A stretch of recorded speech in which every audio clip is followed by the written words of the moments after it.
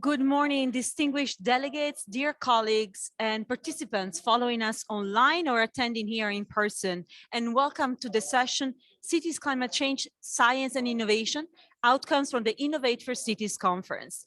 My name is Giorgia Rambelli. I'm the coordinator for global governance and regional coherence at the Global Covenant Secretariat for Climate and Energy. And it will be my pleasure to present and to talk you through our session today. So the session of today is organized by UN Habitat, the United Nations Settlement Program, and the Global Covenant of Mayors for Climate and Energy. And it takes place in the Multilevel Action Pavilion right at the heart of COP26, the United Nations Conference on Climate Change here in Glasgow. So cities are the world's primary hub of economic and cultural activity, a fact that is causing a very fast-paced race of urbanization, and it is increasing more and more every day.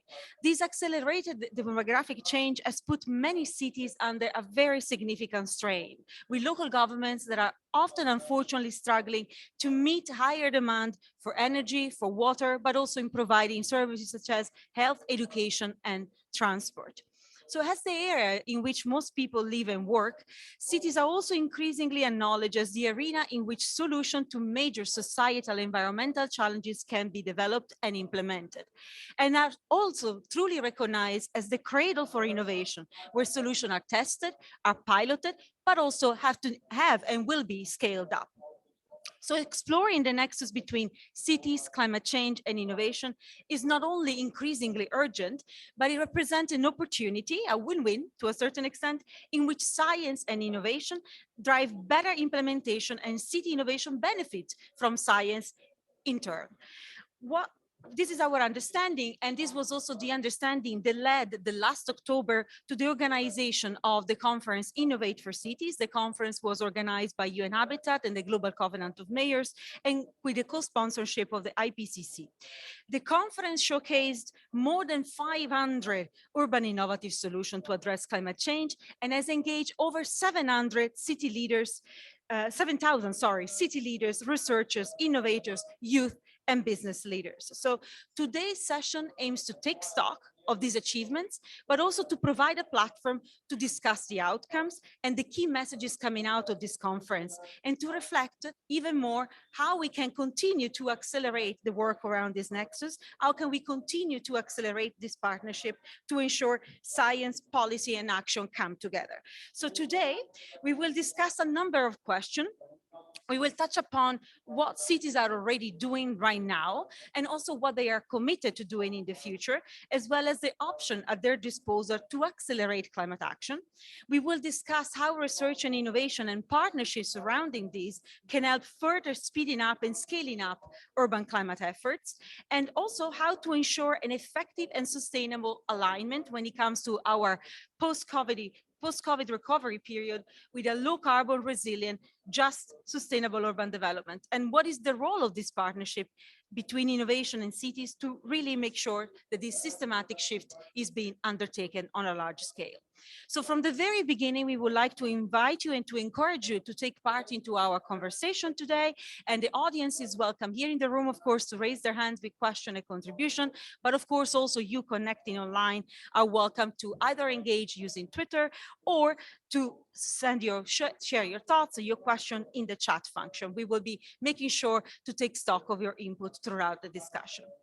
So now it's my great pleasure to also introduce to you all of the different panelists that will be joining us today to share their contribution and to discuss these very important questions with us. So connecting online, we have Stephen Bland. He's the Climate Change and Innovation Specialist at UN Habitat. Hello, Stephen, and thank you for joining us. We have also with us Katie Oakes. She's a special advisor for Innovate4Cities at the Global Covenant of Mayors Climate and Energy Secretariat. Hello, Katie. Thank you for being with us. We have here in person Bernard Bath, who will join us very shortly on stage. He's the Climate Change Coordinator at UN Habitat. We have also Jon Verbeek. He's the Head of Research and Innovation of the Global Covenant of Mayors for Climate and Energy, also joining us here in person and shortly on stage with us. Online, we continue with another number of distinguished speakers. We have Marijke van Staden. She's the director of the ICLEI Carbon Climate Center. And then we have Lorena Montellanos Odayana. She's the head of communication and sustainability of the Metropolitan Municipality of Lima. Hello, Lorena. And then finally, we have with us Dr. Hugo Isaac. He's the General Urban International Coordinator for Foreign Affairs of the Ministry of Mexico, also joining us online. So thank you very much to all of you for being with us today. And we can now begin our conversation. I already mentioned a little bit about the importance of the nexus between policy, science, innovation, and cities. And to get us started is to give us a little bit of a flavor for what is the background of this important nexus and why are we here to talk about innovation for cities. I would love to give the floor now to Stephen Bland, who will give us his thoughts. Thank you, Stephen. Thank you so much, Georgia, and thanks everyone for joining us, whether you're there in Glasgow or joining us online as I am from Berlin, not too far away. It's really great to be with you all. We have a great lineup of speakers today to share with you about the Innovate4Cities Conference, and they're going to share with you many of the key messages that came from this conference that we want to bring to you at COP26. So I'm not going to repeat that, but I do want to just give a couple of quick opening remarks for you.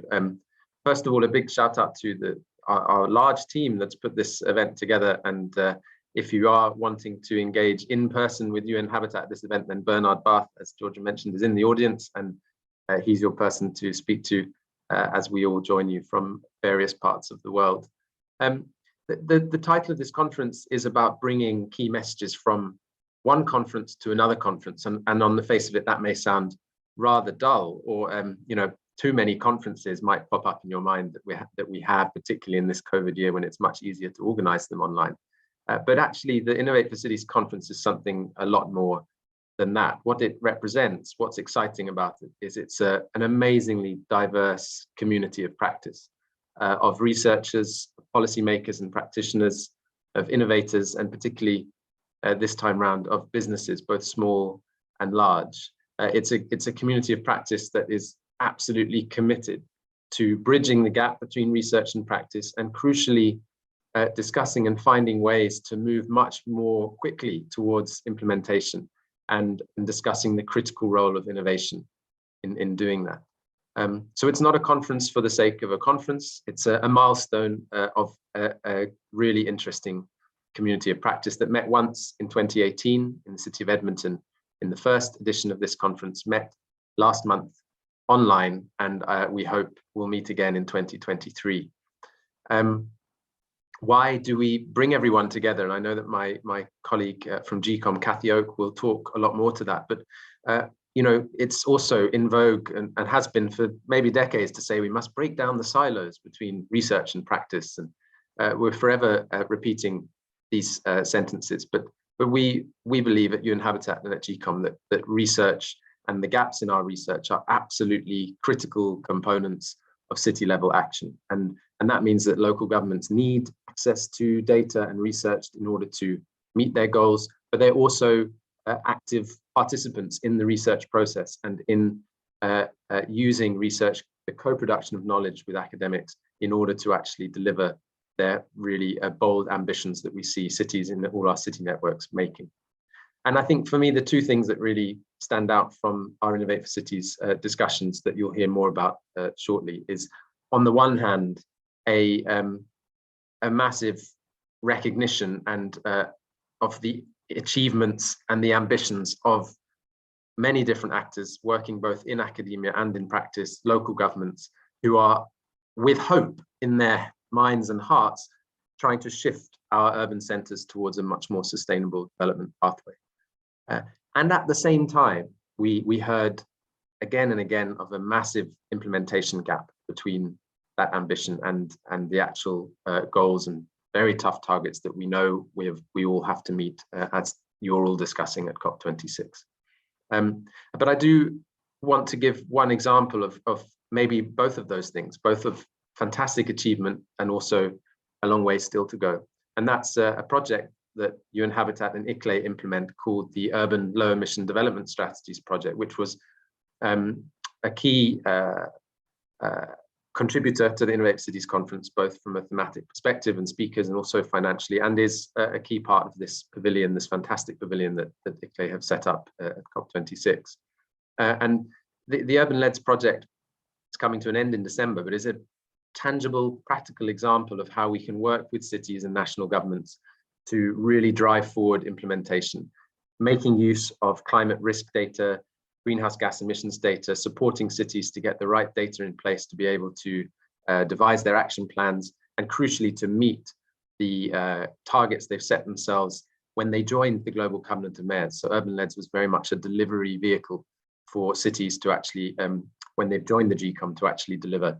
And crucially, we also focused a lot on implementation, on getting projects financed, getting them through the project finance pipeline, and providing support to cities to upscale their pilot projects to more significant pools of funding and investments that are out there.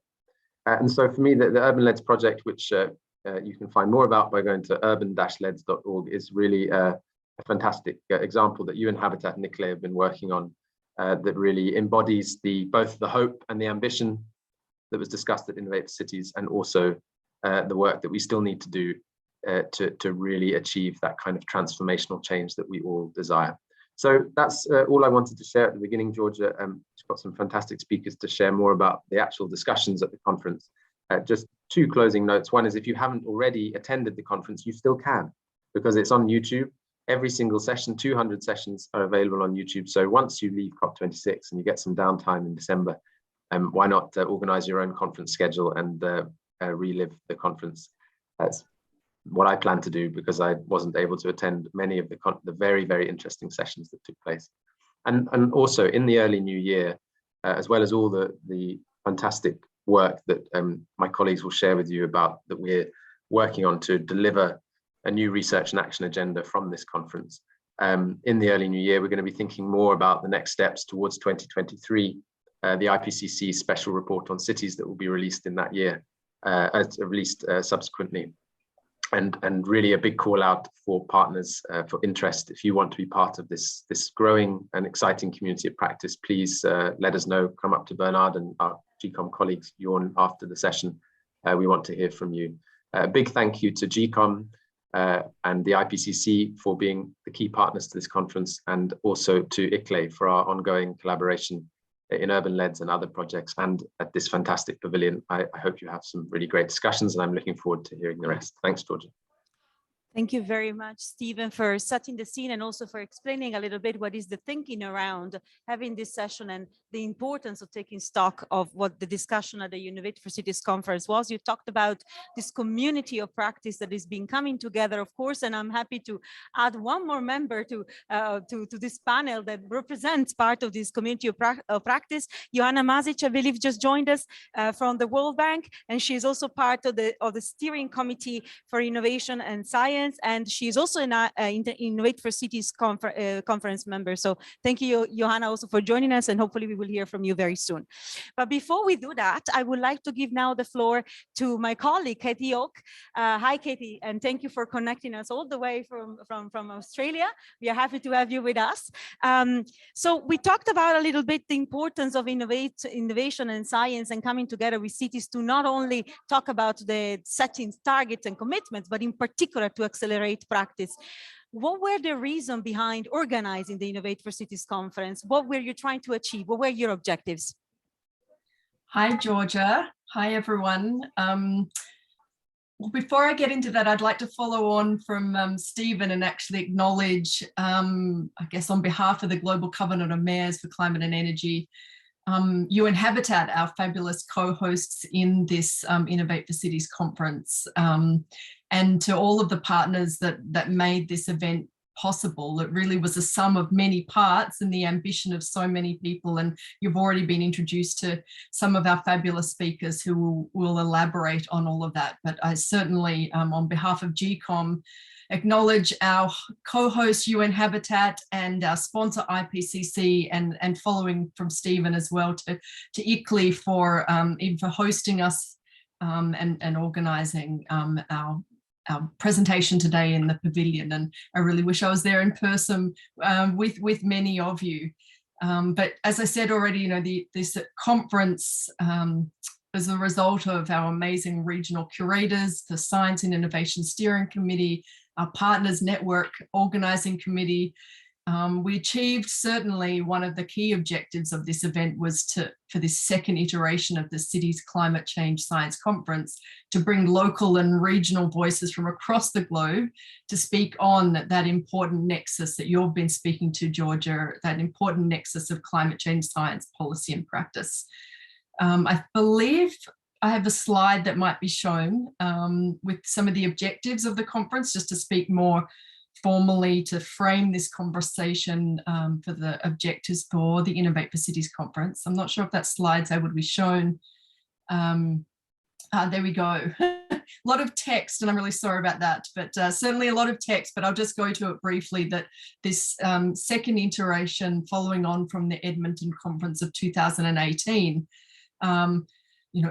the objectives were to demonstrate pathways for resilient net zero cities, showcasing innovation, practice and solutions amongst the cutting edge leading climate change science, raise the voices of city innovation and innovators, focusing on urban and regional issues in the IPCC and UNFCCC, advancing science and practice together.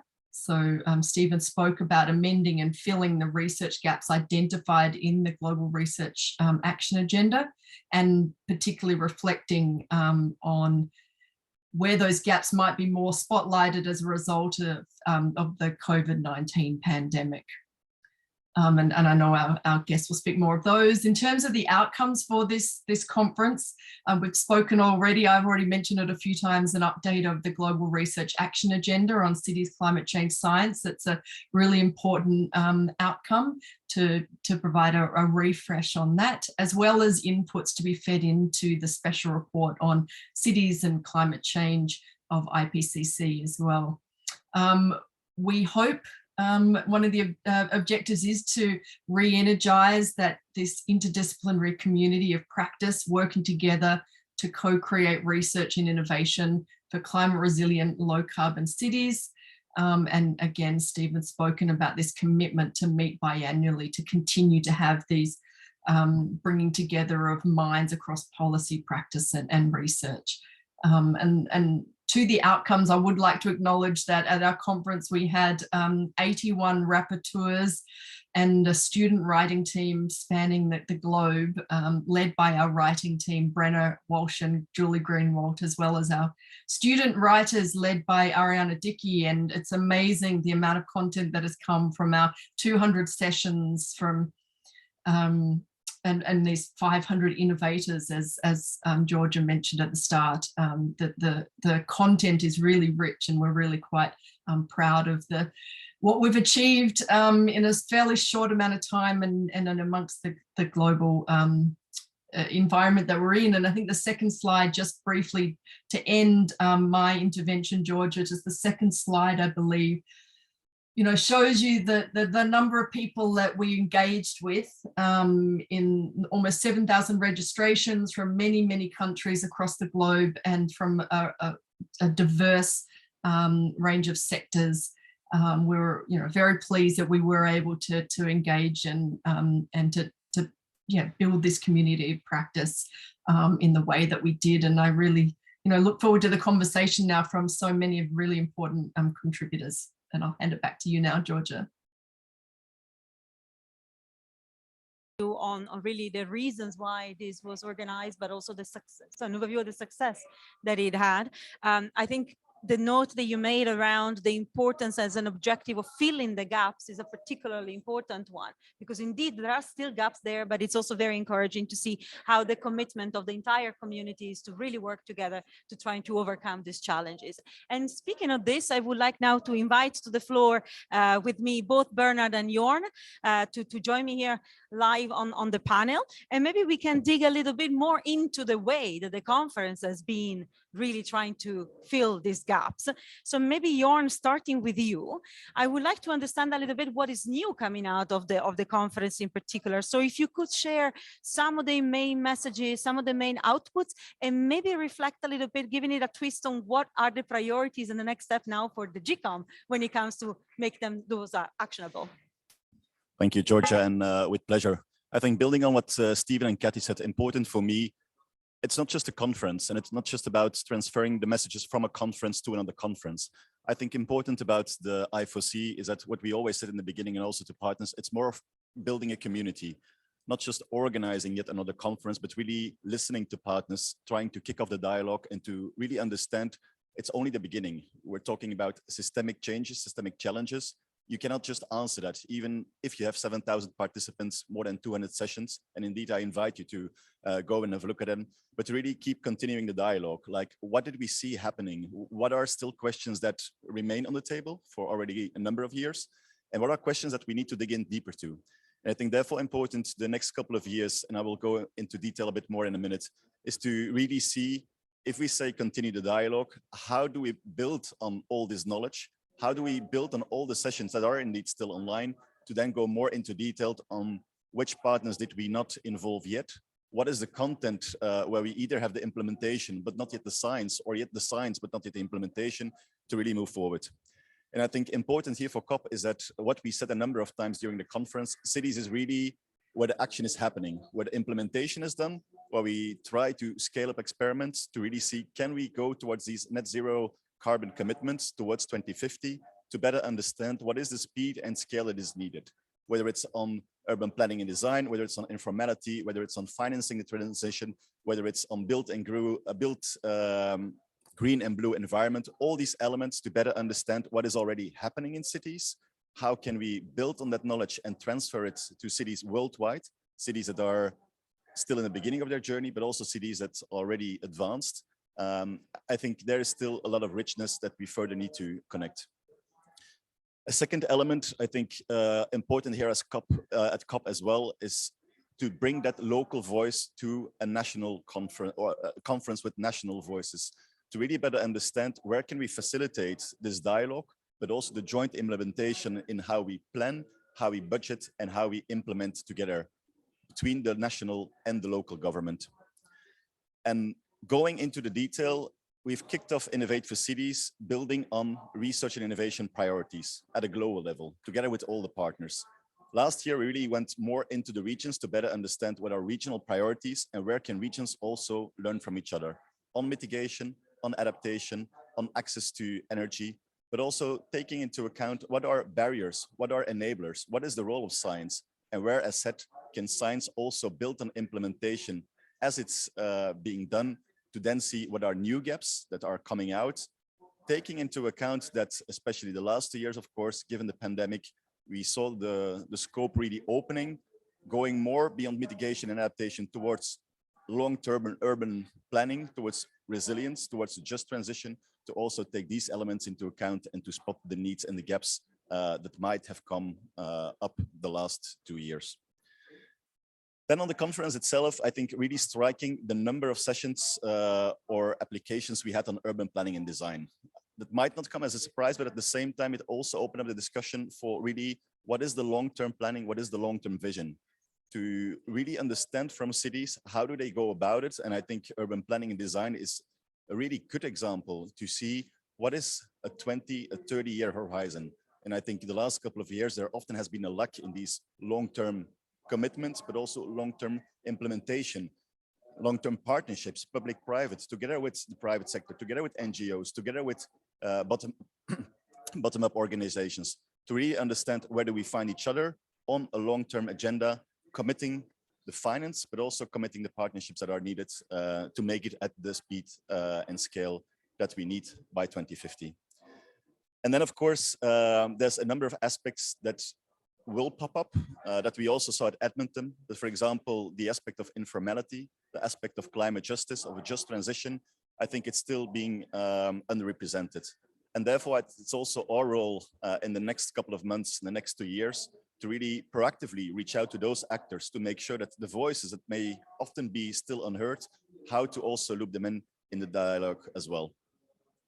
And therefore, it was really good to have, apart from the partnership, GCOM, UN Habitat, also the co-sponsorship with the IPCC, to really see how can the IPCC loop in their programmation all these elements that we saw coming up, building on these aspects. For example, how do we involve indigenous voices? How do we involve 7 generations thinking? How do we involve the different regions and how they advance and how they can learn from each other, building on science, but also on culture, oral tradition, and so on. I think these are elements to really further explore the next couple of months, the next 2 years, and to hopefully loop them in with the ambition to have a biennial event for I4C in the next edition in 2 years, but to really go deeper in detail, to reach out to partners that we might have missed. And again, an invitation to go and have a look on the website, to look at all those sessions, as there's a huge content out there, and it would take us too far to go into detail for all the different topics, themes that we tried to tackle a couple of weeks ago in this 2021 I4C conference. Thank you very much, Jorn, for the introduction. It feels like it's not just, our work with cities that is trying to scale up the relationship with innovation and science and policy, but also the Innovate4Cities Conference and its community itself.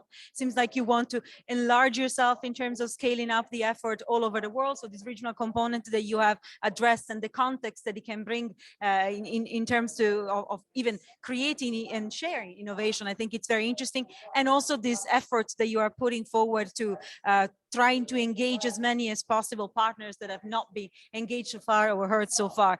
Definitely all of this will contribute to the long-term vision, also for the conference and the community itself, but I'm sure also for the cities. And I would like to ask a similar question also to Bernard, and ask in particular something similar, Bernard, from your perspective. So what are the main groundbreaking results that you feel this conference has brought about? And what is the vision now to further all of this activity from UN Habitat side? All right, thank you very much, Georgia, and of course, thank you, Jorn, for the initial part of this particular session, but also Kathy and Stephen for setting the scene. Maybe we can have the slides back up so I can just say a few more words on the substance that gives really just an overview of the 8 plenary sessions that provided, of course, the framework. Next slide. Yes. So for those of you on your screens, you can hopefully see this quite well here, hopefully as well. So this is just a very short overview of the key themes, the plenaries that we've had. Maybe we can just go through that a little bit. So this is the opening plenary here. And you can see this is adaptation and resilience as integrated approaches to tackling climate change. Next slide. And this is the counterpart to this, focusing on urban emissions. Next slide, with an emphasis on post-pandemic recovery. Jorn highlighted that already informality played an important role, and linked to that climate justice and the just transition in particular. Next slide. Then this plenary 5 focused to systems transformations in systems, and to some extent this has really been at the core of the conference. We came back to the need for systemic change in all of the sessions. Next slide. And this focused on the future agenda, the insights and evolutions. The next slide, please. And financing was, of course, a particular focus, and we have Joanna probably focusing a little bit on that in a moment, and plenary 8, of course, which looked at the outlook. And maybe let me then just immediately pick up from this. Many of the points have been mentioned, but it's important to look at this certainly from our perspective, from a global perspective, that we are very keen to ensure that detailed message, nuanced messages on how cities are contributing to greenhouse gas emissions, how they are affected, how specific communities in cities are affected, how different stakeholders can contribute to climate change solutions. And of course, taking these messages forward into COP 2 weeks after the conference is the first immediate step.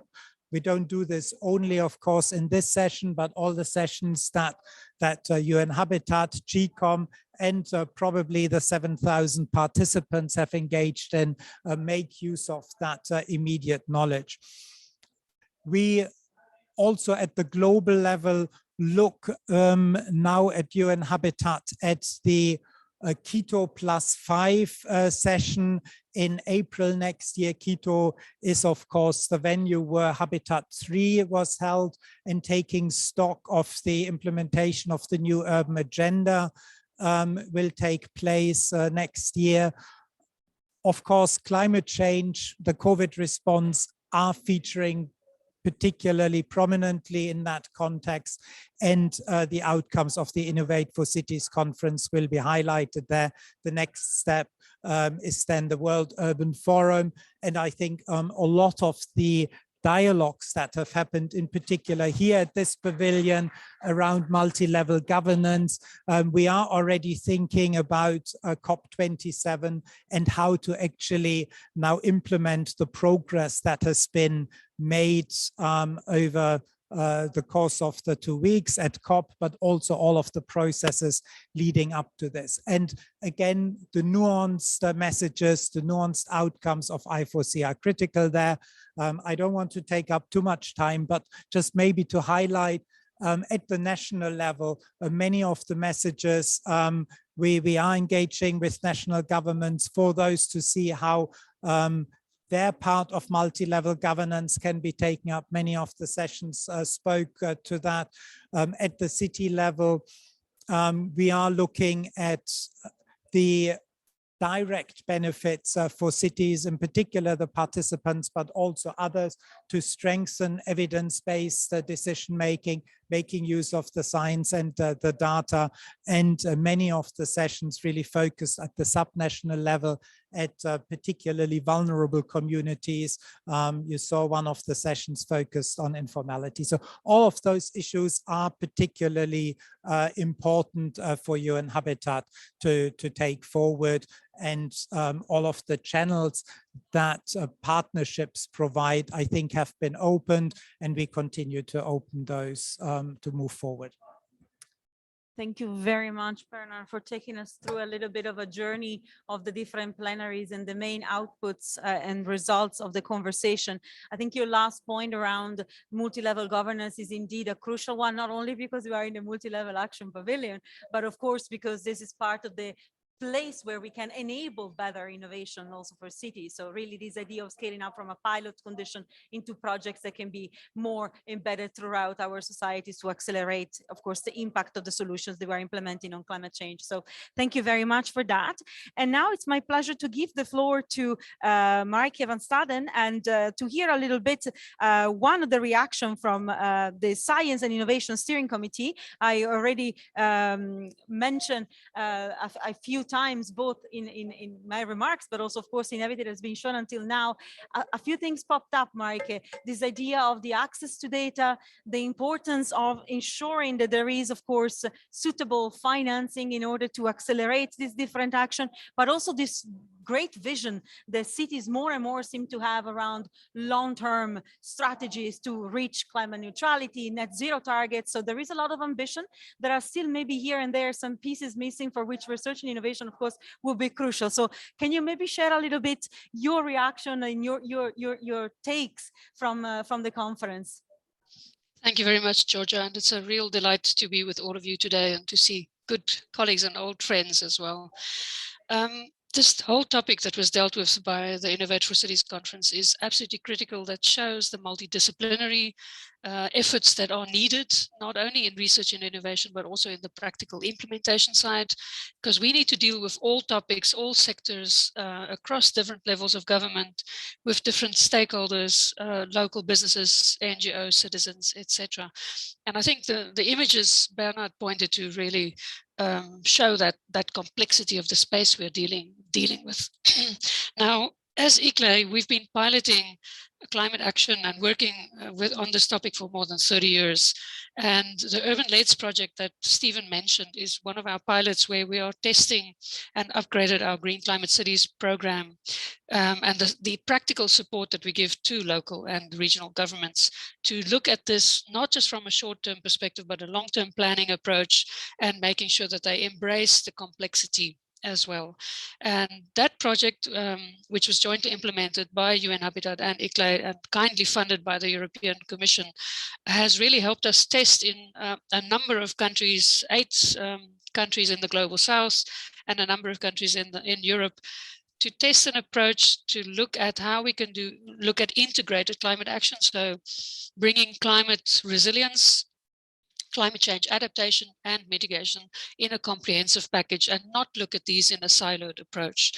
I think also it was for me very clear from the conference, we need more research and innovation to inform our approach and to adjust and update our program and our methodology, of course, over time. But what for me was quite clearly coming out, if we're looking specifically at the finance piece and the data piece.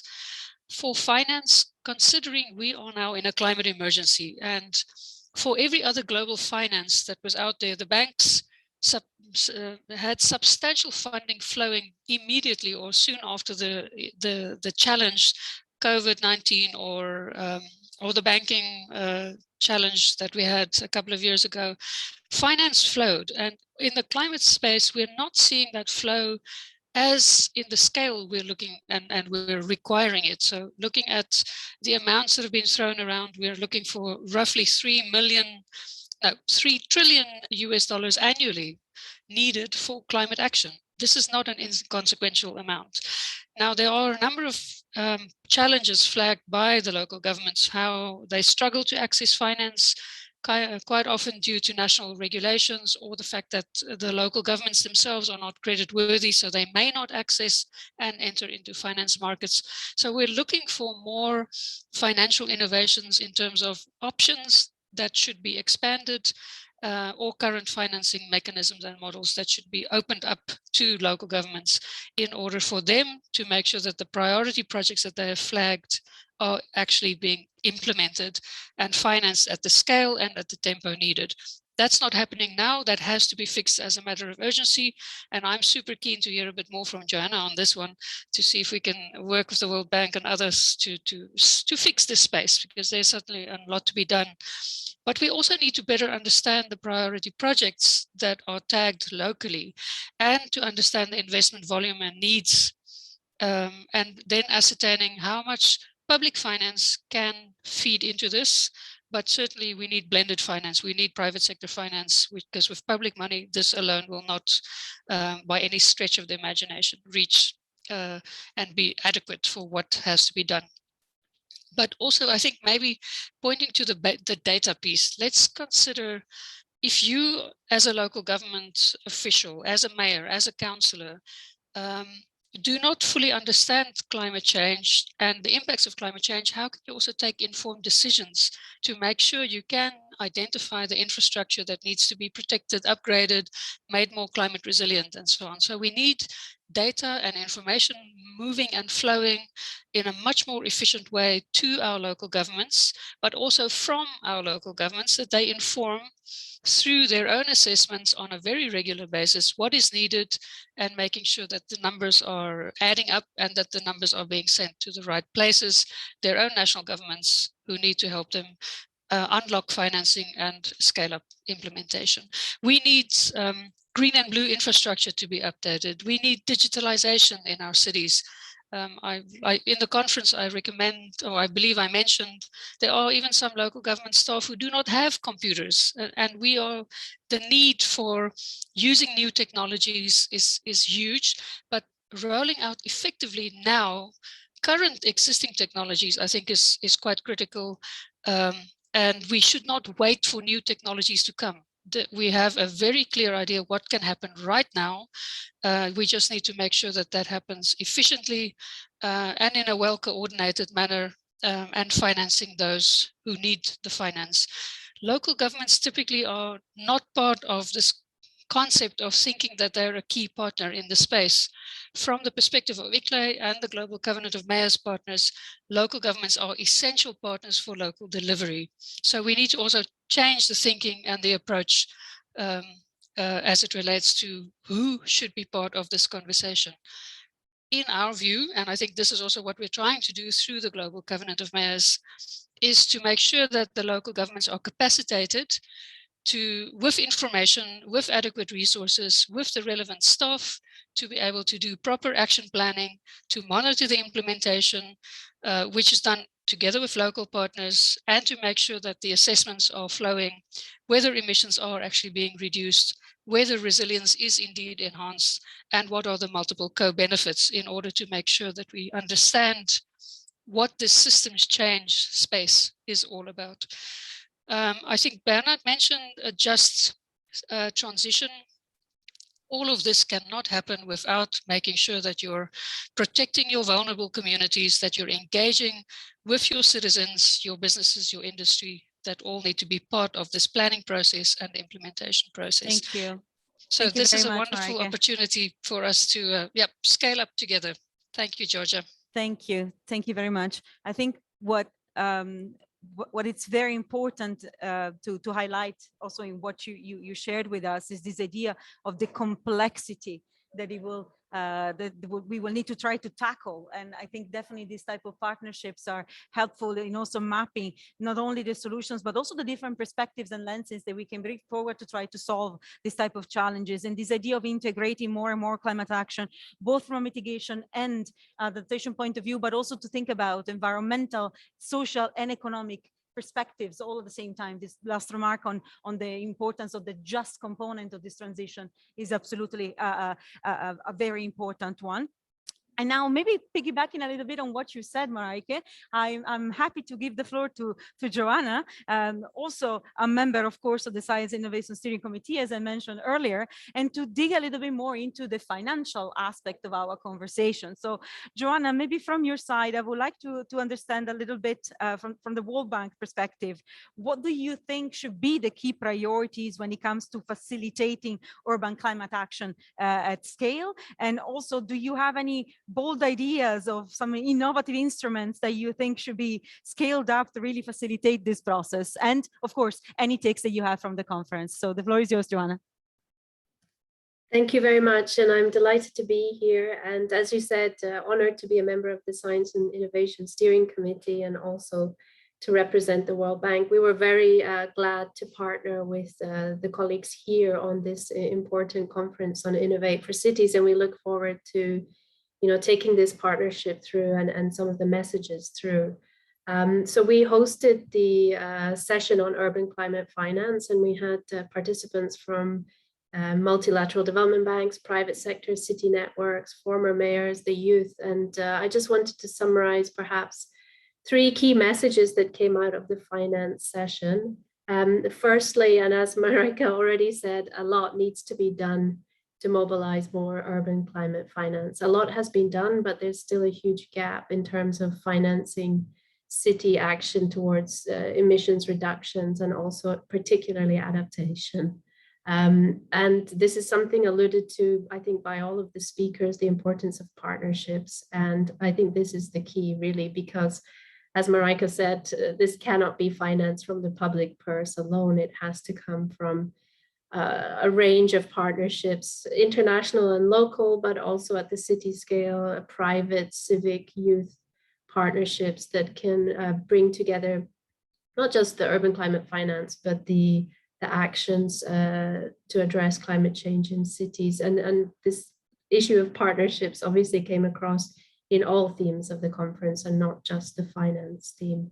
And then the third area I wanted to highlight is, the great need, and I think Marika already alluded to this, for technical support and capacity building to cities to be in a position to mobilize new types of financing. We're expected to see the next 30 years about 2.5 billion more people living in cities, and 90% of these will be in Asia and Africa, and many will be residing in small and medium-sized cities and towns. So this is really going to be, I think, the challenge in the coming decade, is how do we support smaller and medium-sized cities in these regions to build municipal finance capacity, to build project pipelines, and to build the types of partnerships needed for climate action.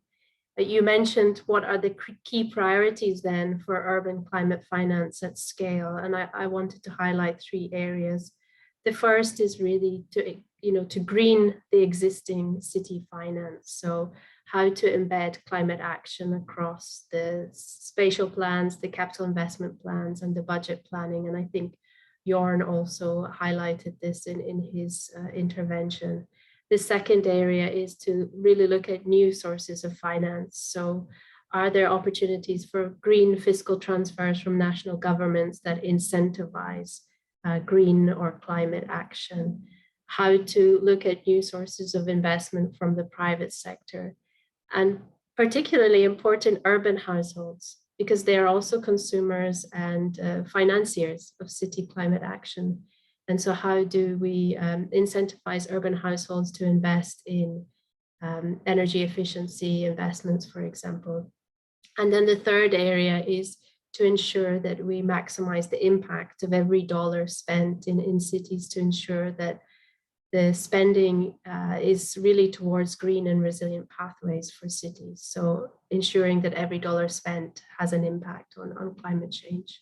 So those, I guess, would be my key takeaways. And just finally on, as you said, the bold new innovative instruments. I mean, there's many instruments out there, whether it's green municipal bonds or at the community scale, crowdfunding for urban greening. I mean, there are a broad scale of instruments.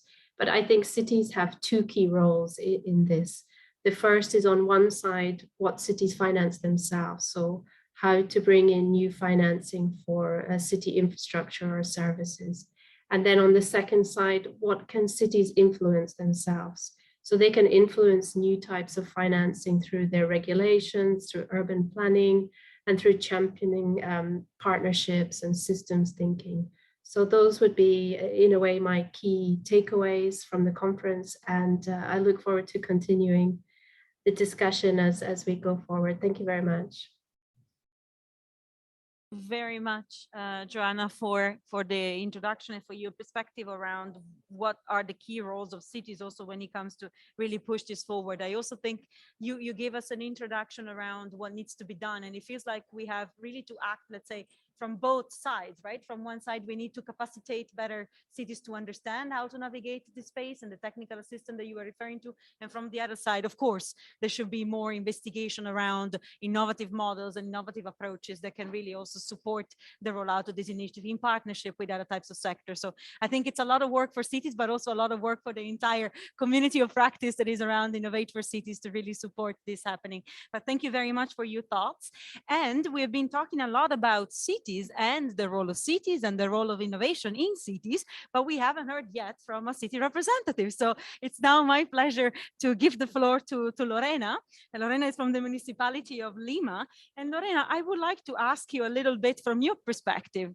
Why are cities so crucial when it comes to address the climate crisis? And what do you think that the main asks should be in order to piggyback a little bit on what we have discussed about on innovation, but also to really achieve, the financing needed, the support needed, the framework needed, both at the national and also potentially the international level? Hi, nice to meet you all, and hello from the city of Lima here in Peru. So why are cities so important to tackle the climate crisis?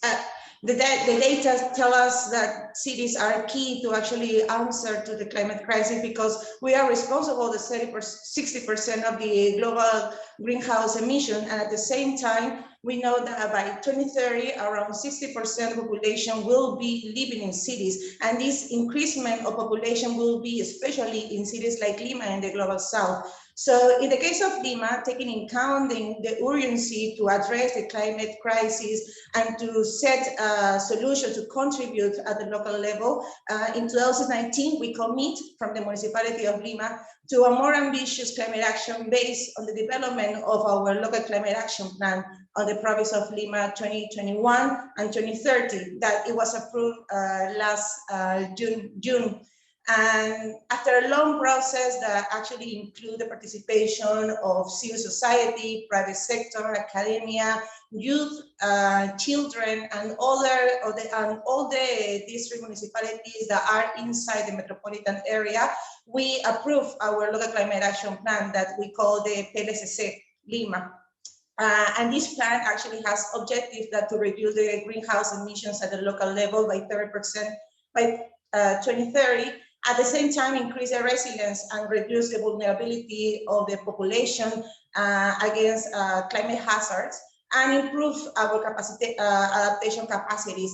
And this also insurance and inclusive governance, climate governance, that guarantees the participation, the active participation of citizens under a gender, intergenerational, and intercultural approach that include addressing the climate crisis, but looking on the inequalities that the city already has, especially in the terms of how climate change will affect women, youth, children, elders, people that live in poverty and extreme poverty. And also by addressing this, we set a path to become a carbon neutral resident city by 2050. But in order to accomplish these goals and to accomplish our carbon neutrality, it is important to address climate finance and on the local level. And it's important that our local planning is aligned also with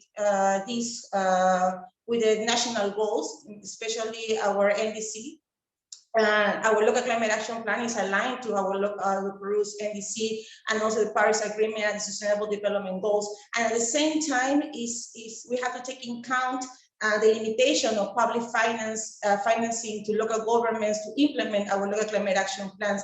And this is why the importance of partnerships comes in front, especially having partnerships with the private sector and the academia that can be useful to implement our different innovation and technologies in order to accomplish our goals. And at the same time, to be working closely with academia, to be really all the time being around the new trends in terms of innovation and technology, and allow us to close the gaps between planning and implementation of our local plans, climate plans, and to ensure a better life for our citizens. In the case of Lima, for example, some of the examples that we were using to work with the private sector have been in order to implement our low-cost sensors, metropolitan network to measure air quality in life, and other initiatives with academia to set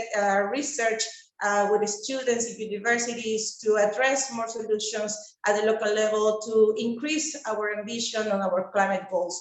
And finally, by setting new technologies, innovation, it's important to also give more access to information, generation of data that will empower societies, empower the private sector, academia, in order to support us to accomplish our climate goals. And that's why, as Lima, we have our own metropolitan system of access to environmental information that is an open data source for all our citizens to be more connected with which are the current advanced implementation of our local climate action plans and all of our whole climate agenda. And this will be a really opportunity to also join them with us to address climate crisis at the city level. And we believe by working at this partnership level and setting a vision, a carbon neutral city and also resident city by 2050, and working closely aligned with our NDC, Paris Agreement, and the Sustainable Development Goals, we'll be able to have access to more finance that will give us the opportunity to implement our local plans in a more successful way.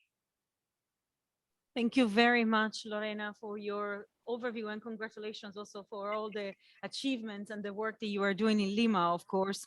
I think your remarks around the importance of inclusion as a key element to address the climate crisis, keeping into account the needs of vulnerable communities and the different parts of the society, is definitely an essential part of this conversation, because when we talk innovation, it's very easy to fall into the trap of thinking just about technology, but the type of systemic approaches that we are needed right now to sort the climate crisis definitely need to encompass innovation across the board, 360 degrees, so also in these processes. And I think this is particularly important, and it's particularly important also when we connect this to the national policies.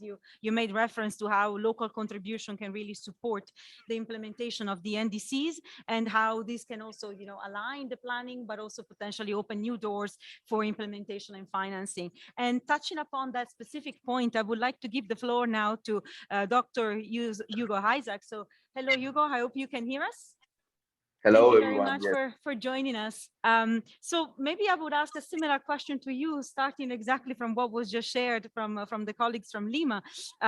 So what do you think is the potential here? What are the partnerships that you feel are key in order to accelerate climate action? And what is the role of working across level of governance also to accelerate and to enable as much as possible these processes? And what is the role of local innovation in your perspective?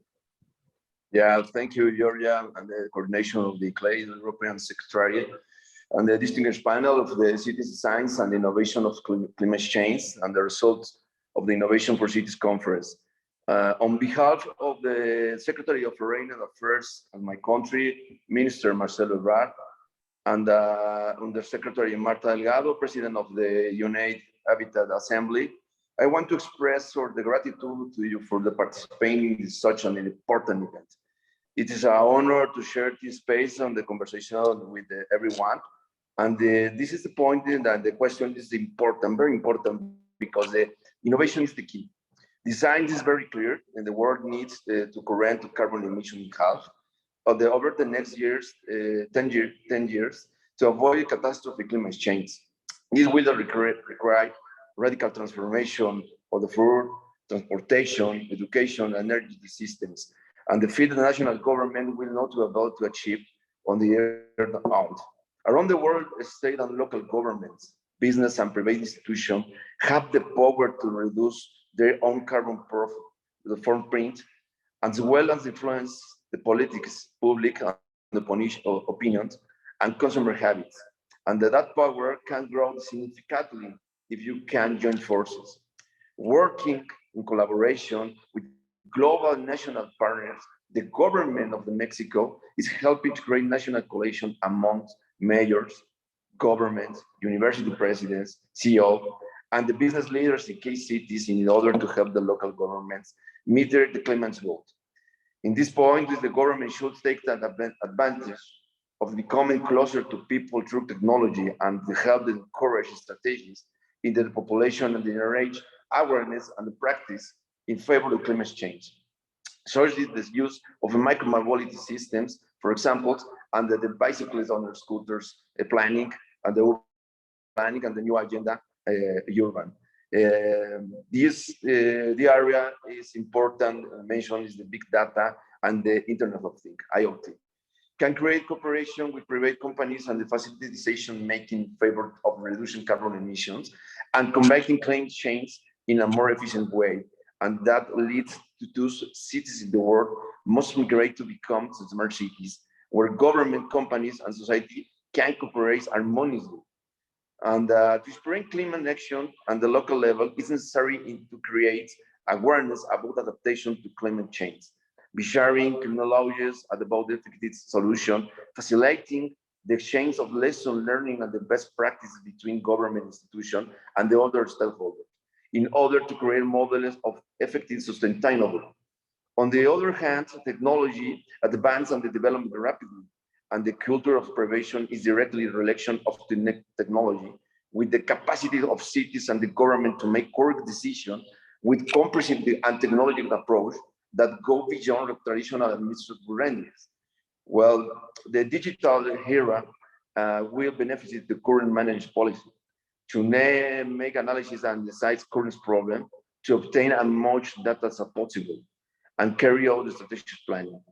The smart city is the conception to its development and architectural development, capital of generation, quality of life, with applications of the adequate tools for the use of data to obtain relevant information for decision making.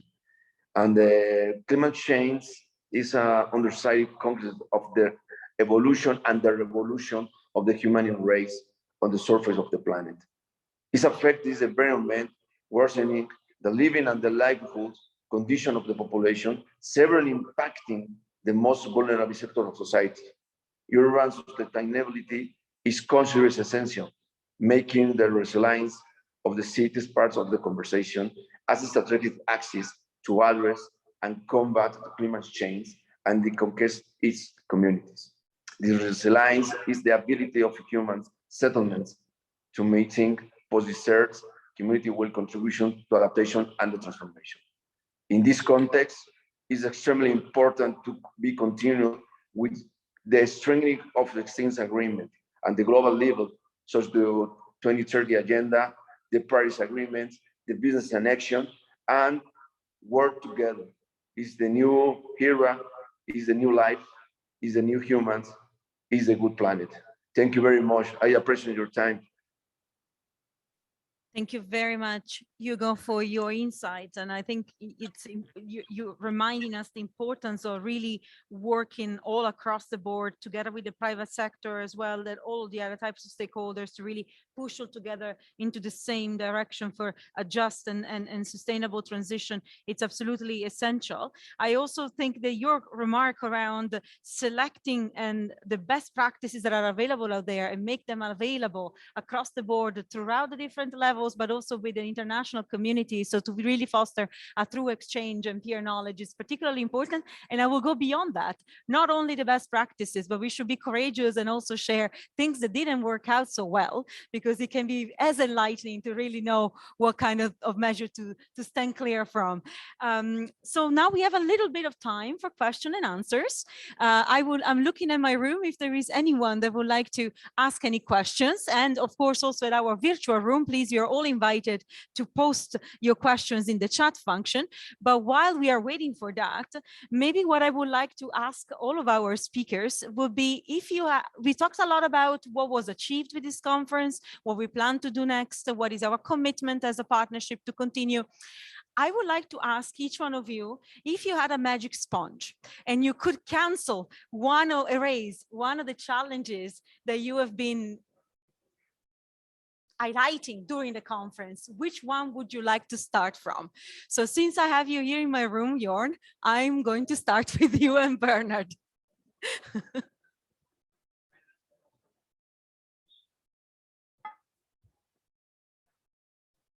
Thank you, Georgia. Would be really great, of course, to have a magic sponge to do many things. I think it was just good to have a bit of the nostalgia of the conference a couple of weeks ago and to hear all these different voices, knowing that I think what we said in our informal chats leading up to this session this morning, it have become more friends almost than partners. And I think it's good to also have that open dialogue. And what you said, I think I really support it. For me, it's not a question about a sponge, but to really see what didn't work and how do we learn from that. But also building on what Lorena said is to really make it tangible in all urban environments, to really better understand what is the local context, what's the local DNA, because it's easy to get stuck into like the jargon in the big systemic talks, to talk about silos and breaking them. But to really understand, if we talk about informality, if we talk about urban planning and design, if we talk about financing, about data, to really see how does it apply to a particular city, and to then better understand what is then needed, what are the enablers, the barriers that we need to also address if we want to transfer it to another city, to another region, to the different levels of government, to then really name it and make it tangible. And I think that's also my frustration sometimes with sessions like these, we don't go in detail enough because it's just not possible. And that's why I like the idea of a community in a process to really see, let's open the dialogue and let's be clear on what are the issues that you're struggling with and how can we really help by finding a standardized approach where possible, but also a customized approach where needed to make sure that we're really helping you out. And in all this complexity of initiatives, commitments, expectations from policymakers, trying to find the right partnerships to really make sure that we give an answer to your question in the best possible way, and that we really unburden cities with too much of noise, but really can say we're here from a global to a local level, taking the regional disparities into account to make sure that we can help you leapfrog or to help you if you're already well on the journey to learn from peers wherever they are. Thank you, Jorn. So not a magic sponge, but rather a magic marker or a magic pen where we can identify a little bit what all the different needs are and also make tangible proposals for solutions, if I read you correctly. Bernard. Yeah, a great question, of course, like Jorn from the outset, of course, if we could wash away the climate crisis and everything that was discussed at the conference, that would be a good start. But maybe also looking a little bit more in terms of the partnership and the engagement.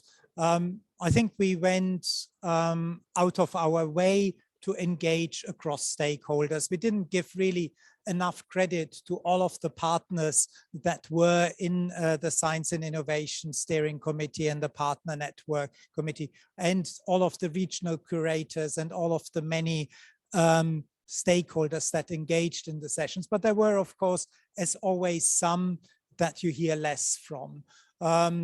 We try to engage with youth, we try to engage with indigenous communities, we try to have voices of informal settlement communities heard. But whilst this conference is more inclusive than an in-person conference, we have those basic challenges of the digital divide. It's very difficult to get the voices of those that are never heard to feed into such a conference. So I think if again that magic marker, one sponge could change the conference, I think to ensure that stronger inclusion and of course having individual sessions to turn those into real dialogue, I think there is some scope, and I would hope for that in the future. So thank you very much. I think here we went from a sponge to a marker and now, to a pen to a marker, now highlighting and underlying a little bit also the presence of all these communities that have not engaged as much, and really the potential to continue going in that direction and the promise to do so. As far as I understand, there is an overall commitment from this entire partnership and community to really try to raise these voices within the discussion. I will maybe go back to our panelists online to ask a similar question, and I would start maybe from Marijke and Johanna as members of the Science and Innovation Steering Committee. If there was one challenge that in your plenaries, in your session, that was highlighted that you would like to start from to get rid of it completely, what would it be, Marijke? Oof, that's a very difficult question. There are so many to choose from. I think from everything that I've heard, we need to really join forces across these multidisciplinary teams that I mentioned to step up and be as efficient as we can in serving the local governments. I think they are being overwhelmed with requests and so on. I think we need to make the systems efficient to serve them well. And the GCOM, in my view, is a good way to do that. And continuing with these wonderful conference series that are bringing the right people to the table and get more of the right people at the table would be, for me, a perfect approach in the future. Thanks, Georgia. Thank you very much. And Johanna, what is your challenge that you would like to raise? I will go probably with funding available for everyone. It's probably not possible, but one can dream. Yeah, I don't have that kind of magic sponge, but I would just like to, I feel bad, but I'm just reiterating what Jorn and Marijke have said. You know, I think the partners that came together for the conference all have our different strengths and roles, and there's a tremendous amount of goodwill to move forward and scale up urban climate finance, whether it's from academia, science, the UN, MDBs, the city networks, private sector. Everybody came together in this conference to put their mark and see what they could contribute. So I think it's just, as Jorn said, going beyond this surface discussion, trying to see what ways we can really dig into the challenges and remove some of the institutional barriers between us to scale up and support cities, as Marika said. So thank you. Thank you very much. I would also maybe give the opportunity to Stephen to mention from his perspective. You opened with your remarks at the beginning, giving us a little bit of an idea of what the vision for the conference was. So what is your thought for a challenge to be raised? I'll go big. One of the key messages that came out of the conference that I think was mentioned was this importance of moving beyond pilot projects, moving beyond siloed thinking, and moving more to approaches that recognize interconnections between sectors and this magic word of systems thinking. So my challenge to be overcome would be centuries of Cartesian thinking in which we've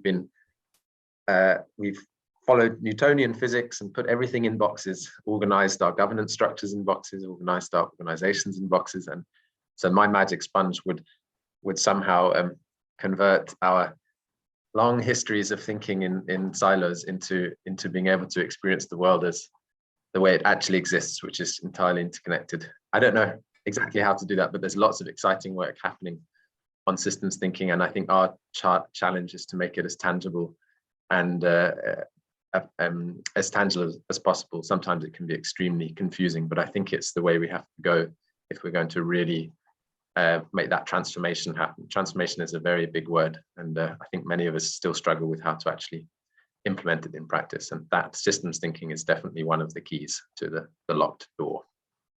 Thank you very much. I think transformation is indeed a big word and a scary one, not as scary as change, but still I think, of course, very often is something that puts some challenges also in the way that we are understanding our society and the future of it. So definitely system thinking hopefully would help us cutting through all of these difficulties and to provide some solutions that are integrated and, of course, breaking the silos. So maybe I would like to ask now to Lorena and Hugo for their perspective on this. So you heard a little bit what the vision was behind the conference. You heard a little bit about the achievement of the conference and the type of challenges that have been still identified and the solutions that this community of practice wants to keep on engaging on to reach solutions. So maybe Lorena and Hugo, from my perspective, the question to you would be, hearing all of this, what is the solution that you would like to see prioritized? What is the answers that you would like to see prioritized when it comes to this dialogue between science, policy, and innovation? Hello, I think, well, in the case of Lima, we had the opportunity to participate as a regional curator at the conference, and it was a really interesting experience because we were able to not only showcase initiatives on innovation from Lima, but also to include the participation of other actors from the private sector and the academia and civil society, especially youth, at the participation at the conference. And I think one of the key elements that we left with was the important to keep pushing the agenda on research and generation of data in order to have baselines that give us opportunity to measure and monitor the accomplishment of our goals. And this work on research and the generation of data, and also working on the access to for this information for all actors is really important to connect the climate planning with the climate implementation, and also find the opportunities to seek joint action with different actors to keep pushing this agenda. This is something that was our experience at the conference, and after being regional curators and having the opportunity to work with different actors to develop different events to position the work in Lima from different levels. And this is really important for us, and this has been an opportunity for us to keep getting new conversation with new partners and in order to implement and go beyond our plan. Thank you very much, Lorena, for your thoughts. And it was great indeed to see what Lima is doing in terms of best practices, but it's also, I want to echo Bernard, thank you also for all the regional curators that have been supporting this process, including, of course, the work that you have done. Hugo, would you like to share your reflection as well?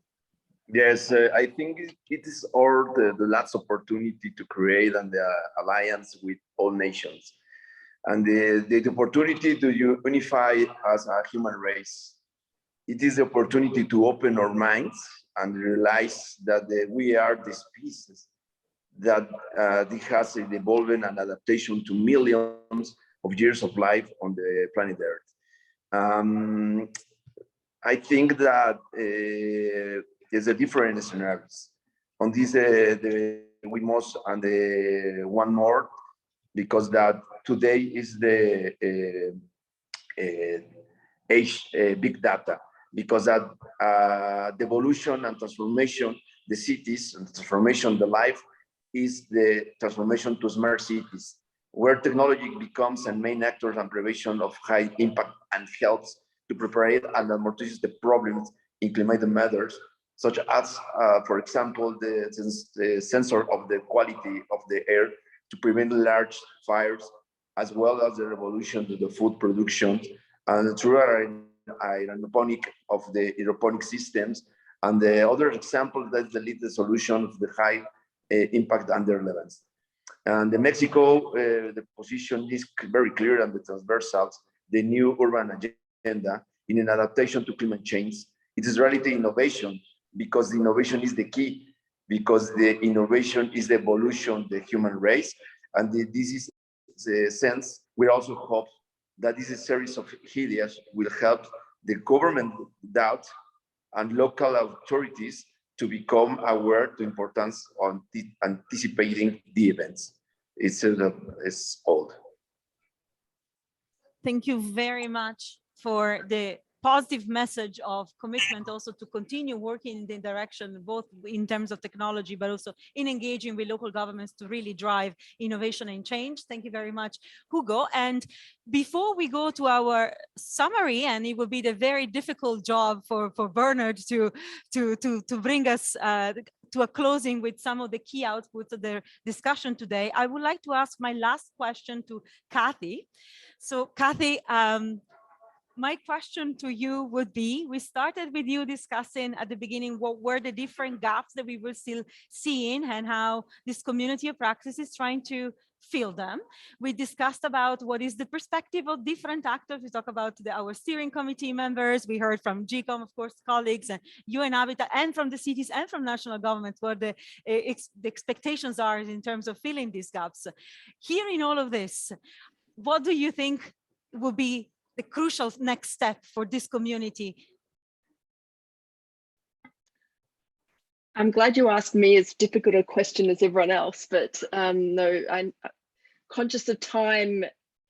I mean, my main reflection, I think, on this question is something that I heard very loud and clear throughout the conference, and from our partners in the Partner Network Organizing Committee and the Science and Innovation Steering Committee, that we know that the urgency is real. We know that all of these diverse voices that we're partnering with are ambitious and positive, but that the need for equity and justice is very much a gap or something that we need to keep at front and center.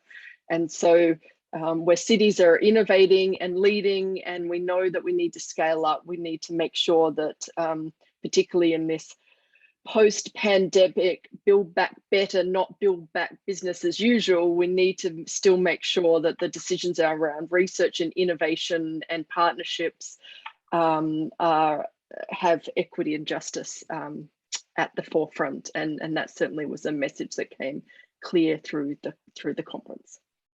Thank you very much for sharing this very important point. I think this idea of including vulnerable communities, new voices, was really a red thread throughout our conversation today. So it's wonderful to finish, of course, on this note as well, and with the expectation that this is where our entire community of practice is heading towards. So thank you very much, Kathy. And now it's I would like to give the floor to Werner for his remarks, and of course also for his presentation of our way forward. And with this, I want to take the opportunity before giving you the floor, Werner, to thank everyone, thank my participants here in the room, the ones online, and of course all of these amazing speakers that have joined us for our conversation today. So Werner, the floor is yours, and thank you once again. Thank you, Georgia. And I will not try to summarize all of the substantive inputs that all the speakers provided. I think in terms of moving forward, we've highlighted partnerships at every level. And I think this is in terms of our medium-term engagement very much at the core. But you've also asked earlier, I think, really what is the next few steps, and we've talked a number of times about the update for the global research and action agenda. We are still very much in the process of digesting the 200+ sessions. We are discussing really in detail where the gaps are, where we need to focus. In some instances, it's about understanding certain processes, certain technologies better, how to get those to cities, to stakeholders that need them. But in other cases, there are the broader gaps that are showing up. And to really articulate that clearly is critical. And we hope to have that done by the end of the year, and be able to share that and to use that to engage across the partnerships that we've highlighted so many times. Maybe let me just highlight, in addition to all of the stakeholders that we have already mentioned, one of the engagements that have happened with the GCOM and UN Habitat is, for example, engagement with the UNFCCC Innovation Hub. There's a strong interest in cities, but there are many other new innovation initiatives that are coming out of the COP. And to connect the dots there is work that is ongoing and that we will also accelerate. Then I've mentioned some of the broader governance processes at the global level in terms of the follow-up to the new urban agenda, the World Urban Forum. So I will not go so much into those, as well as the processes at national, subnational, and even community level. But maybe once again, I would like to stress that for all of us, the partnership with the IPCC in this conference was critical in terms of bringing in stakeholders, but also in terms of the importance that the IPCC plays in terms of the messaging on the climate crisis and on the solutions. So for us, many of us have been engaging in the development of the current cycle and the reports that will come out next year, but really the momentum that we have built towards the special report on cities and climate change of the 7th cycle is something that we will engage on. What we are currently discussing is to make this conference, this partnership, a little bit more institutional, to be able to sustain it without, in a way, stifling the creativity that comes with the network that we have, but to put more resources in this, be able to have conferences, but also inter-conference processes to achieve all of the partnership commitments, the reaching out to cities, to have more pilots that can be scaled up to initiatives. All of that is on the agenda, and we look forward to working with everyone on that. Thank you very much.